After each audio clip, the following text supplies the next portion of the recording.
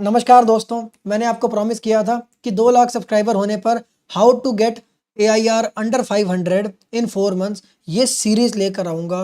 वो सीरीज़ ये आ गई है, पहली वीडियो है। आगे और भी गेम चेंजर वीडियोस आने वाली हैं, ये लिस्ट आप देख सकते हैं। इनफैक्ट आप कमेंट में भी बता सकते हैं अगर और कोई वीडियो आप चाहते हैं हम कवर करें। इन सब वीडियोस के लिए चैनल को सब्सक्राइब करो और अभी बेल आइकन प्रेस करो, आपको नोटिफिकेशन आएगी उन वीडियोस की। मैं अभी आपको एक फ्री ई बुक दे रहा हूँ जिससे आपकी 90% प्रॉब्लम्स तो सॉल्व ही हो जाएंगी। डोमिनेट जेईई भारत की इंजीनियरिंग एंट्रेंस एग्जाम्स की स्ट्रेटजी की नंबर 1 बेस्ट सेलर है। इस किताब में मैंने ये बताया कि कैसे एक एवरेज स्टूडेंट जिसका एजुकेशनल बैकग्राउंड नहीं था, लोअर मिडिल क्लास से बिलोंग करता था, पेरेंट्स भी पढ़े लिखे नहीं थे, और वहाँ से वो 4 महीने प्रिपरेशन करके जेईई एडवांस्ड में ऑल इंडिया रैंक 247 लाकर अपने ड्रीम कॉलेज IIT दिल्ली पहुंचा। इस बुक को पढ़ने में लगभग 1 घंटा लगेगा। उसके बाद आप कभी भी जाके मोटिवेशन नहीं ढूंढोगे, कोई एक्सक्यूज़ नहीं बनाओगे और 90% प्रॉब्लम्स आपकी सॉल्व हो जाएंगी। क्या जेईई 2024 में अभी स्टार्ट करके ऑल इंडिया रैंक अंडर 500 लाना पॉसिबल है पॉसिबल। इसका एग्जांपल मैं खुद हूँ। आज जो स्ट्रैटेजी मैं तुम्हें बताने वाला हूँ, पिछले 7 साल में इसी स्ट्रैटेजी से मैंने ढेरों स्टूडेंट्स को IIT पहुँचाया है और आज ये स्ट्रैटेजी मैं पब्लिक कर रहा हूँ। इस स्ट्रैटेजी को बहुत ही फोकस और गंभीरता से सुनना है और अप्लाई करना है। अप्लाई करोगे तभी सक्सेसफुल बनोगे। सबसे पहली चीज़, सभी को ये टेंशन सता रही है कि उनका जेईई का सिलेबस ख़त्म कब होगा। मुझे ये टेंशन नहीं है कि तुम्हारा जेईई का सिलेबस ख़त्म कब होगा, मुझे टेंशन ये है कि तुम्हारा जेईई का सिलेबस शुरू कब होगा। बॉस, काम शुरू करो, तीनों सब्जेक्ट में एक एक चैप्टर पकड़ो और काम शुरू करो, ख़त्म करो उसको, बेसिक से शुरू करके एग्ज़ाम के लेवल तक करो। अगर कन्फ्यूजन हो रही है कौन से 3 चैप्टर करने हैं, मैं बता रहा हूँ। जीओसी कर लो केमिस्ट्री में, मैथ्स में कर लो फंक्शंस, फिजिक्स में कर लो इलेक्ट्रोस्टैटिक्स। ये चैप्टर कंप्लीट कर दो। आधा दिन आपका सोच विचार करने में, स्ट्रेस लेने में, सही स्ट्रैटेजी ढूंढने में निकल जाता है, बाकी आधा दिन आपका रिग्रेट में निकल जाता है।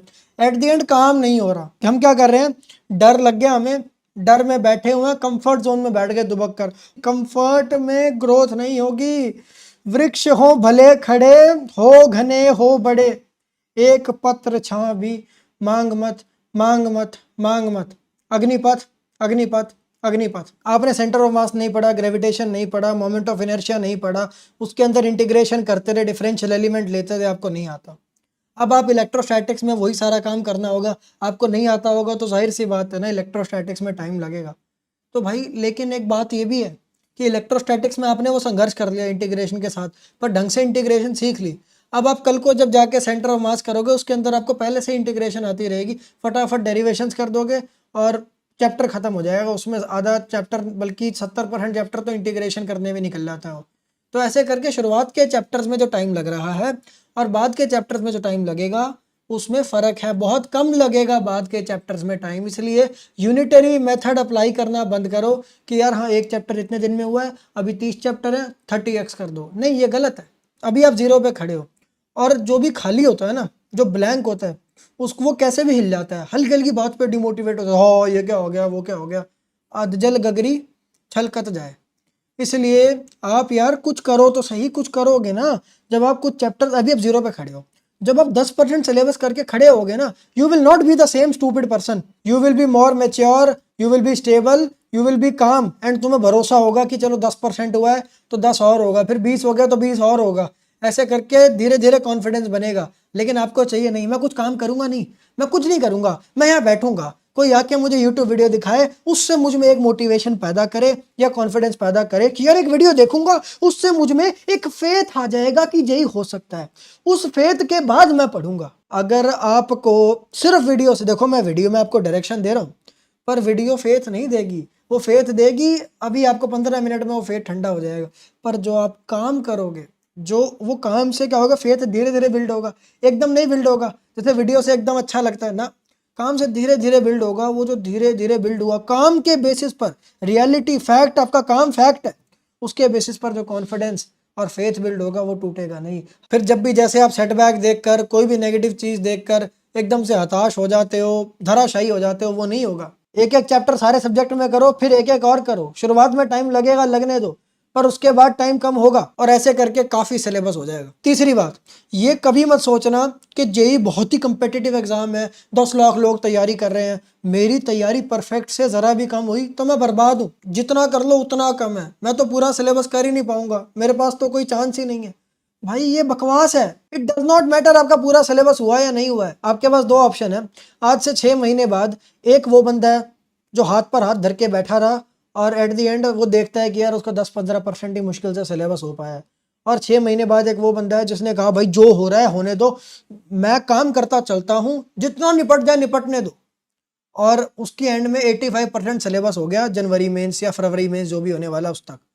आप बताओ आप कौन सा बंदा बनना चाहते हो? और जिसका वो सिलेबस ढंग से हो गया ना 85, वो आराम से बहुत टॉप के कॉलेज में आईआईटी एनआईटी में बैठा होगा। अगर काम करने की नीयत है काम कर दो, आप 85 पे वहां पहुंच जाओ, 85% सिलेबस पे वहां पहुंच के आपका जेई मेन, मैं आपको बता रहा हूँ, गारंटी दे रहा हूँ, जेई मेन आपकी एक्सपेक्टेशन से बहुत बहुत बहुत बेटर जाएगा। और जेई मेन 1 के बाद भी आपके पास 2-3 महीने होंगे, उसके अंदर आप वो 85 को 100 भी बना सकते हो। यही स्ट्रेटजी पे चलते रहे तो एडवांस भी फोड़ दोगे, 500 के अंदर रैंक भी ले आओगे। आपने आज से पिछले 1.5 साल और अभी आने वाले 6 महीने और आगे 10 महीने ये जेई के नाम ऑलरेडी कर दिए हैं। अब ये बकवास सवाल है, पॉइंटलेस सवाल है कि जेई होगा या नहीं होगा। अब ये टाइम तो जेई के नाम कर चुके हो ना तुम, तो no is not an option. Time waste मत करो नो नो ऑप्शन कंसिडर करके कि हाँ मेरा होगा नहीं, तो दिस इज टाइम वेस्ट। तू ना थकेगा कभी, तू ना थमेगा कभी, तू ना मुड़ेगा कभी, कर शपथ कर शपथ कर शपथ।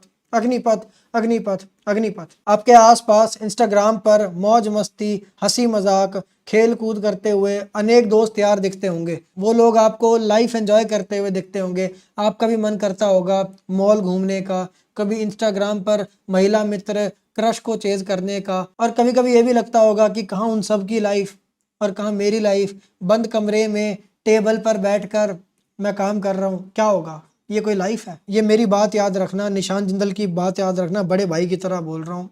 You are alone and building. तुम जेई एस्पिरेंट हो।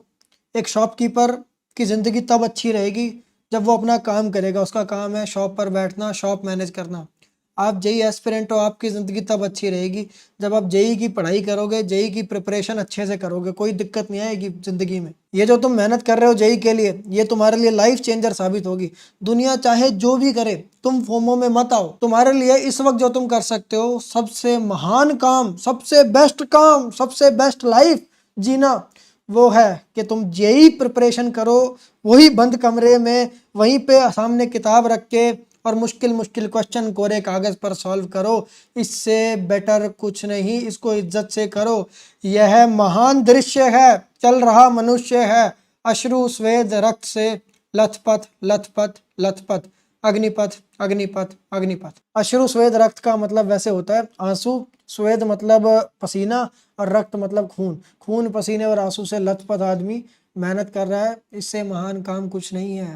पांचवी बात, बुक से पढ़े या लेक्चर से। आइडियली तो हमको बुक से पढ़ना चाहिए, बहुत टाइम बचता है, बट क्योंकि तुम स्टार्ट कर रहे हो प्रिपरेशन, तो मैं मान के चल रहा हूँ कि बुक की लैंग्वेज तुमको अभी समझ में आती नहीं होगी, तो पहले के 2-3 चैप्टर चाहे लेक्चर से पढ़ लो, अच्छे से पढ़ो बट, और आगे जब मेच्योरिटी आ जाएगी, जब समझ बढ़ जाएगी, तब बुक पर शिफ्ट कर जाना सिलेबस को तेज करने के लिए। अब सबसे इंपॉर्टेंट बात, स्टूडेंट सिलेबस भी पूरा कर लेते हैं, पर जब वो एग्ज़ाम में जाते हैं तो देखते हैं कि उनको एग्ज़ाम देने की ज़ीरो अंडरस्टैंडिंग है, ज़ीरो स्किल है।